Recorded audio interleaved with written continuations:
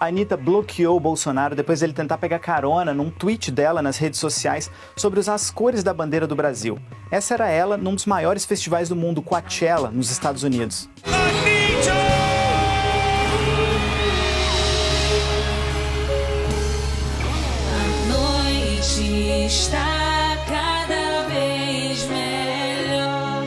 Em vários momentos ela já fez manifestações claras contra o presidente, mas no Coachella ela não falou nada. E de quebra surgiu essa foto aqui. Os seguidores dela denunciaram a montagem nas redes sociais, que claro, é falsa. E ela, Anitta, deu uma aula de como lidar com esse tipo de coisa nas redes sociais.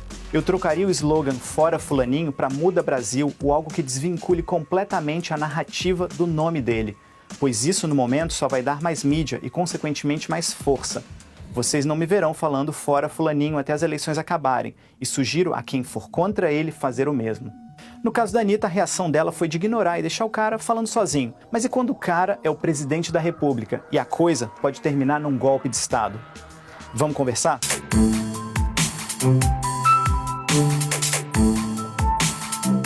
Se eu disser pra você, não pensa num elefante, que imagem vem na sua cabeça? Esse é o título de um livro que fala sobre como se pautam os debates na política. E reforça isso que a Anitta falou. Isso o Carlos Bolsonaro sabe muito bem. Ele só chama o Lula de descondenado nos posts dele no Twitter. Nunca fala o nome. Mas além de evitar twittar o nome do opositor, ele coordena a estratégia de mídia agressiva do Bolsonaro, de criar polêmicas em série, bem naquela linha do fale mal, mas fale de mim. Outro político que se especializou em pautar o noticiário dessa forma foi o ex-presidente americano Donald Trump. Ele era o apresentador do programa Aprendiz na TV americana.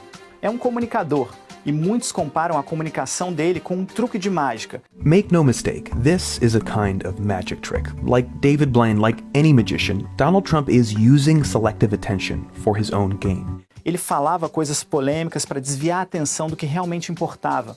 Um exemplo disso foi quando o New York Times, logo depois da eleição dele, fez uma matéria de capa sobre conflitos de interesse entre o empresário Trump e o futuro presidente Trump. Por volta do meio-dia da data de publicação, o Trump, do nada, tweetou que além de ter ganho no colégio eleitoral, tinha ganho no voto popular, se fossem descontadas as milhões de pessoas que votaram ilegalmente. Ou seja, ele fez uma denúncia grave, sem provas, mudou todo o noticiário do dia e tirou a atenção da denúncia feita pelo New York Times. E para nós, jornalistas, esse é um grande dilema.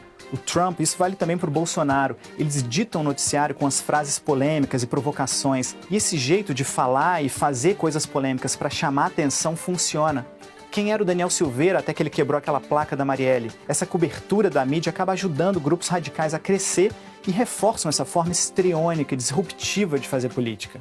Então, seja você jornalista ou não, algumas vezes diante de mentiras ou essas polêmicas fabricadas, a melhor coisa pode ser não cair nas provocações e simplesmente ignorar, como a Anitta fez. É o que os acadêmicos chamam de silêncio estratégico. O Donald Trump ele fez várias acusações de fraude eleitoral do início ao fim do mandato dele. Aí já não dá para ignorar. E o Bolsonaro se espelha muito no Trump e tem usado uma estratégia parecida no Brasil, de pôr o sistema eleitoral sob suspeita. Essa é uma live dele no ano passado em que ele mostrou vídeos retirados da internet. De acordo com o presidente, esses seriam indícios fortíssimos de fraude.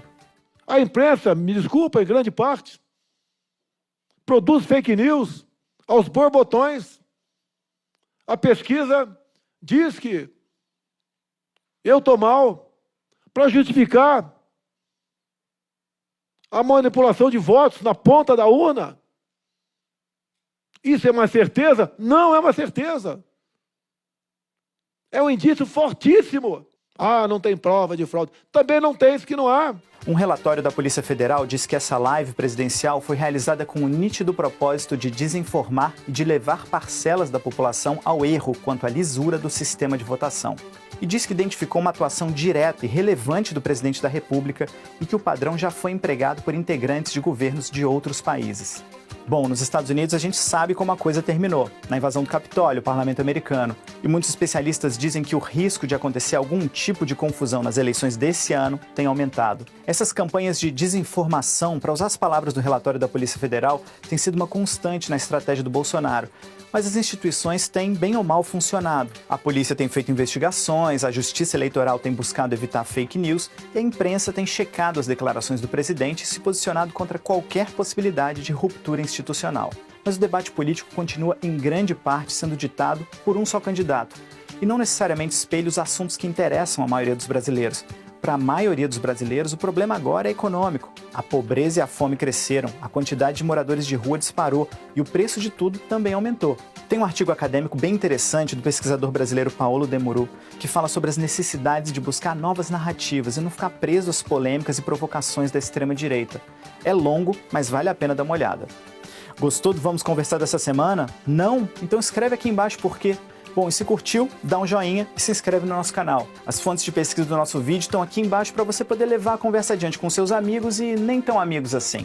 E nas redes, não cai em provocação. Tenta procurar sempre as fontes de informações mais confiáveis para poder trocar uma ideia com mais fatos, menos opiniões e jamais, jamais mentiras.